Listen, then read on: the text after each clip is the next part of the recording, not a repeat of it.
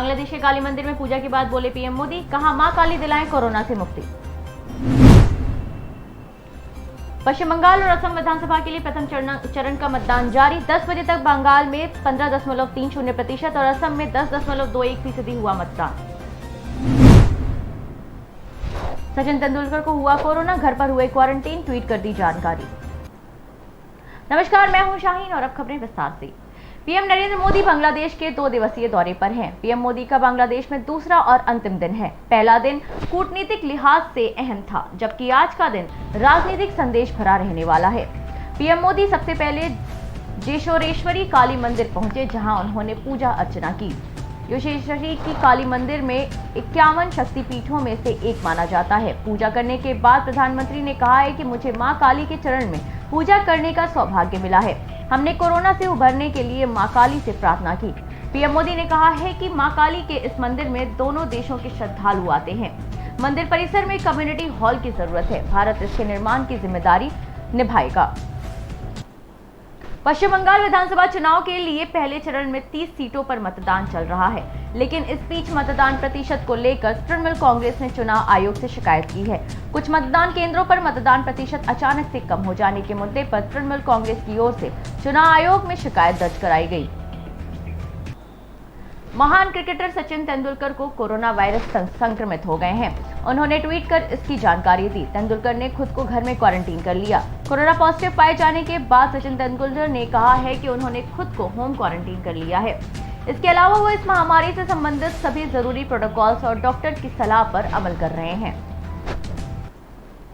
बिहार के बगहा में Valmiki tiger reserve के जंगल में अवैध शराब की भट्टियां धधक रही हैं। मिली जानकारी के मुताबिक पुलिस ने कार्रवाई करते हुए मदनपुर जंगल में सैकड़ों लीटर शराब समेत निर्माण करने वाले सामग्री को भी नष्ट कर दिया है। ये कार्रवाई नौरंगिया एसएचओ विनय मिश्रा के नेतृत्व में हुई। बिहार के नवादा में राष्ट्रीय जनता दल के जिला अध्यक्ष महेंद्र यादव की अध्यक्षता में विधानसभा में बनाए जाने वाले कानून बिहार विशेष सशस्त्र पुलिस अधिनियम 2021 के विरोध में महागठबंधन के द्वारा बिहार बंद का आहूत किया गया, जिसका मिला जुला असर देखने को मिला। सैकड़ों महागठबंधन के कार्यकर्ताओं ने बिहार बंद को सफल बनाने के लिए सड़क पर उतरकर नारेबाजी की। साथ ही प्रधानमंत्री नरेंद्र मोदी और मुख्यमंत्री नीतीश कुमार का पुतला दहन भी किया। मौके पर प्रशासन के सभी अधिकारीगण मुस्तैद रहे। बिहार के वैशाली जिले में राजद का बिहार बंद के आह्वान पर कार्यकर्ता सड़क पर दिखे और विधानसभा में हुए हंगामे के बाद पुलिस की कार्यशैली से नाराज आरजेडी विधायकों ने बिहार बंद कर दिया। वहीं वैशाली जिले के हाजीपुर से महुआ के विधायक मुकेश रोशन ट्रैक्टर से आंदोलन करते दिखाई दिए।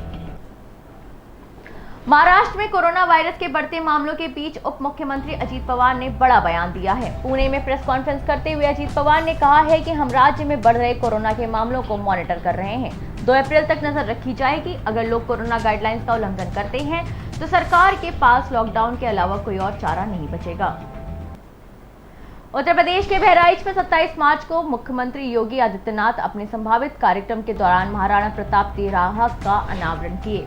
साथ ही प्रदेश के सबसे बड़े पुल चहलारी घाट का नामकरण भी किया।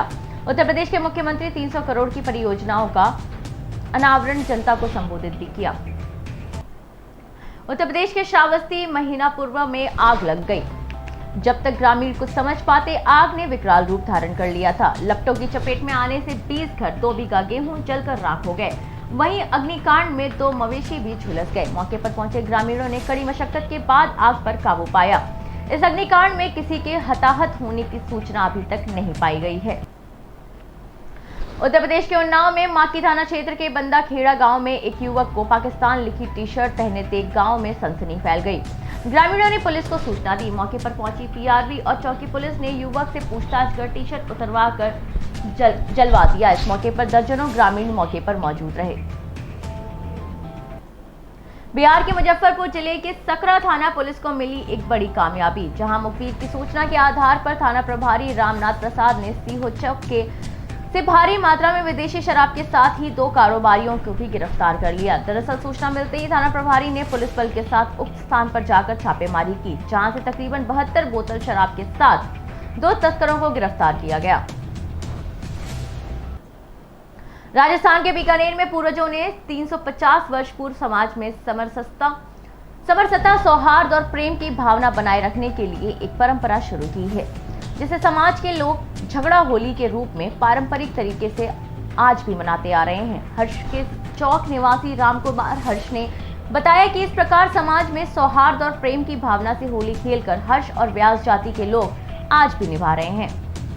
रामकुमार जी, ये जो खेल हो रहा है कितने सालों से हो रहा है, क्या महत्व है, क्या कारण है, पूरा विस्तार से जान देखिए, मुस्लिम समाज के दो उपजातियों हर्ष और व्यास में मौसम को लेकर एक झगड़ा हुआ था।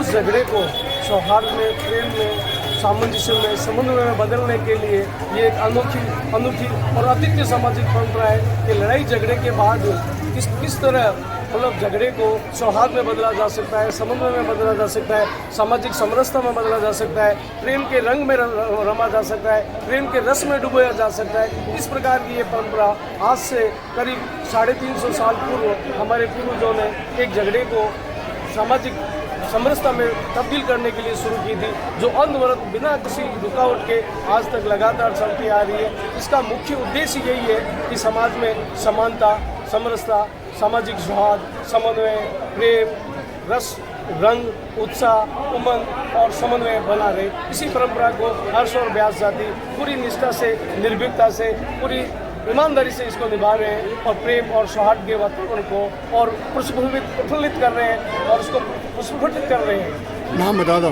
रामकुमार हर्षों का चौक बीकानेर।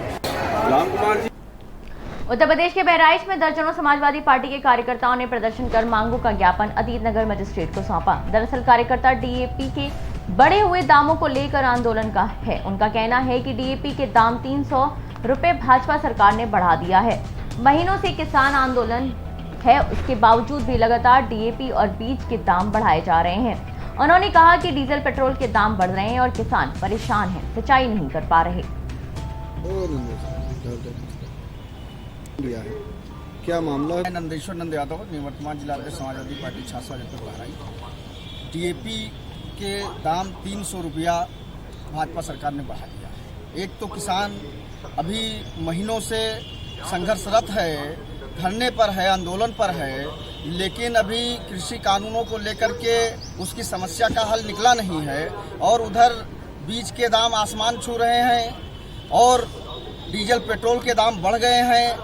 किसान सिंचाई के लिए मोहताज है, ऊपर से डीएपी खाद के भी दाम लगातार बढ़ रहे हैं। और जो 300 रुपया जो डीएपी खाद का दाम जो बढ़ाया गया है किसानों का, इसके विरोध में आज हम लोगों ने ज्ञापन दिया है। और यदि भाजपा सरकार इस बढ़े हुए दाम को अगर वापस नहीं लेगी तो ये आंदोलन बृहद स्तर पर होगा।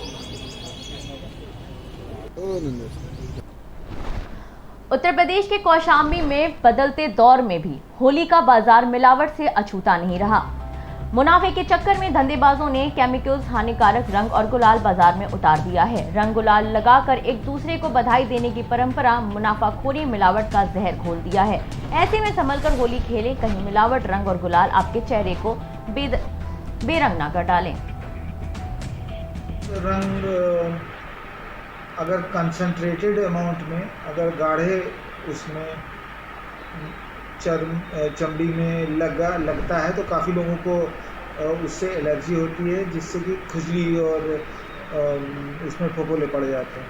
कभी कभी जलन बहुत ज़्यादा हो जाती है। अब अगर वो आँख में चला गया या नाक के अंदर चला गया या कान में चला गया तो बहुत देर तक उसमें साइड इफ़ेक्ट उसका बना रहता है। तो ऐसे में बचा करके रंगों का प्रयोग करना बहुत ज़रूरी है। ज़्यादा से ज़्यादा प्राकृतिक रंगों का उपयोग करने से होली का एक महान त्यौहार जो कि हमारे समाज में खुशी लाता है, तो और खुशी आएगी यदि प्राकृतिक रंगों का सभी लोग उपयोग करें। केमिकल का प्रयोग कम होना चाहिए। रंग। आज की खबरों में अभी के लिए इतना ही। मुझे दीजिए इजाजत। नमस्कार।